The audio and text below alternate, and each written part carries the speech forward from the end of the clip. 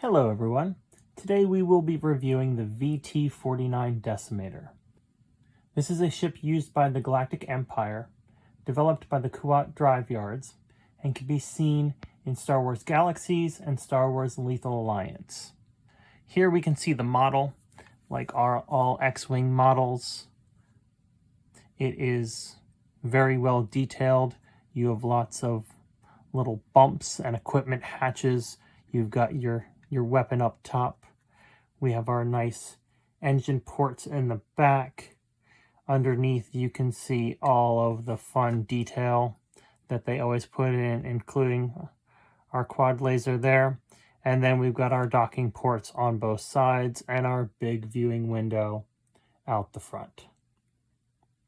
This is a large base ship. It does go on a base like this, and it actually has a bullseye turret, which we will discuss later.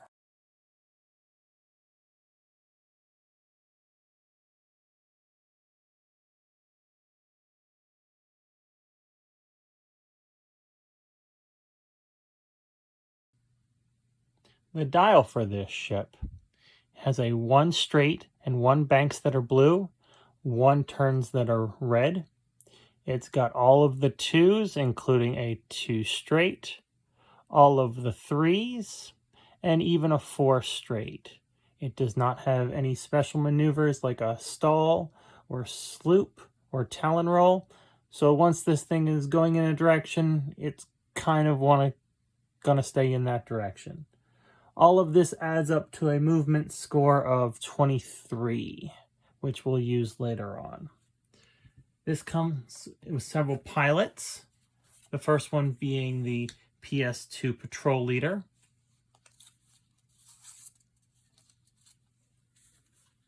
The I3 Captain Oiken. There is actually a I5 card Mora key in the new upgrade pack. I have the 1.0 version and the conversion kit. And we have the I5 Admiral Shirnu. There's also a title card that comes with this that many people do, and that's Dauntless. That after you partially execute a maneuver, you may perform 1 white action, treating it as a red action. So this allows you to bump and still get an action.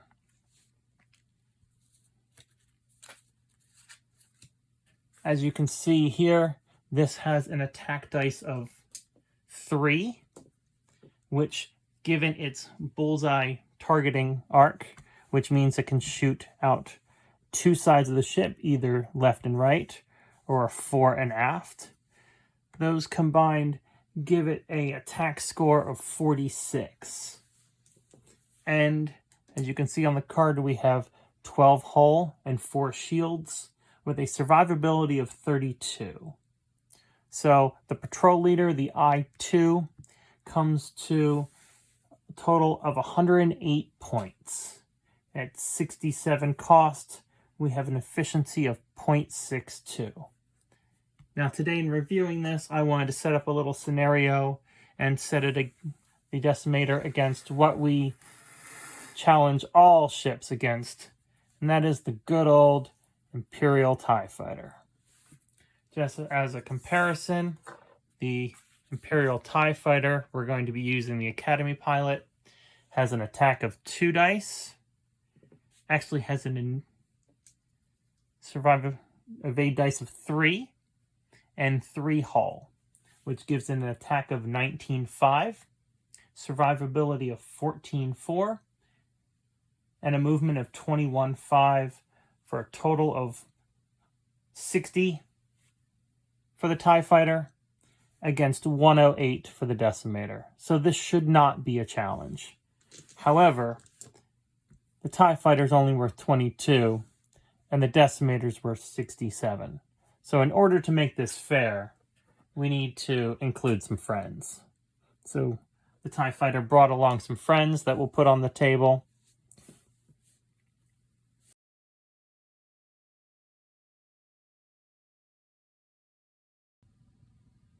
We will now run a scenario of the Decimator versus the 3 TIE Fighters. We will first start by putting our 4 shields out on our Decimator. And since he is an I-2, he will shoot first. We'll always try to remove this top TIE Fighter, represented by this leftmost card, first off the board. He'll take his 3 dice, try and shoot that TIE Fighter. We got 2 blanks and 1 hit. TIE Fighter will get to evade that with his 3 dice. Eyeballs become blanks, so 1 evade cancels out and he survives. The TIEs will then get to reply. That being to attack, the first TIE Fighter will shoot at the Decimator. We have 2 crits. The Decimator has no agility, so no green dice, so that's 2 shields come off. The second TIE Fighter shoots. That's 1 more shield. And the third TIE Fighter shoots. That's 1 more shield and a damage card. So that's the end of round 1. So now on to round 2.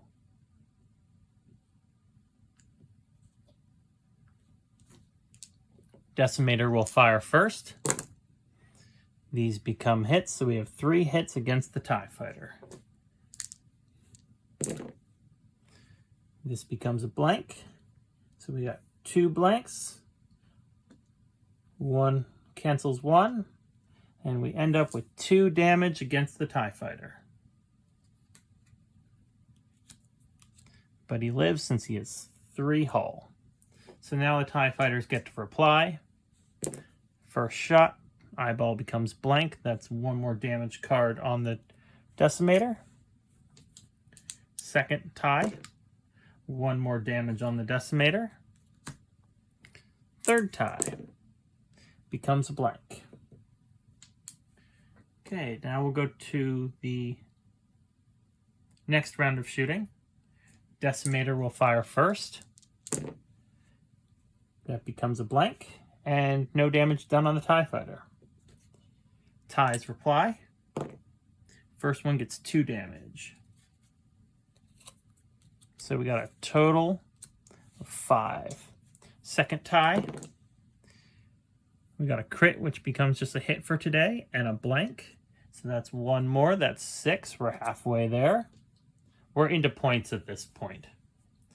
And the third chip blanks out.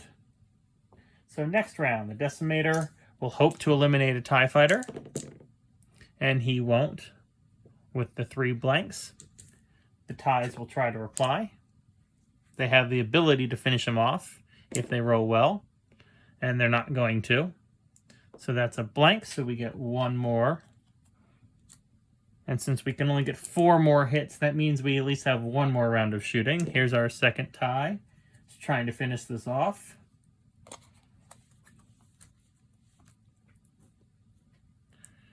And the third. We got a blank. And 1. That's 1 more. We should be at 10. We are at 10. So maybe the Decimator will do some damage, finish them off. There we go. There's 3 hits against the TIE Fighter. Let's see if he survives. He eliminates 1. 2 go through. Since they are actually an I-1, he is removed from the board and does not get to shoot this round. So it's up to his good buddies. So now the TIE Fighter's turn. This becomes a hit. That's 1, 2. That's the 12. And that's enough to finish off the Decimator. This is why I don't think we see the Decimator very often. It is a very beefy ship. It's a very large ship. It can throw a lot of dice. It's got the bullseye, the bow tie firing arc. However, when it goes against a swarm of smaller ships with the same point total, it goes down because it just can't withstand the incoming volley with no evade dice. Thank you for joining me today. Have a good day.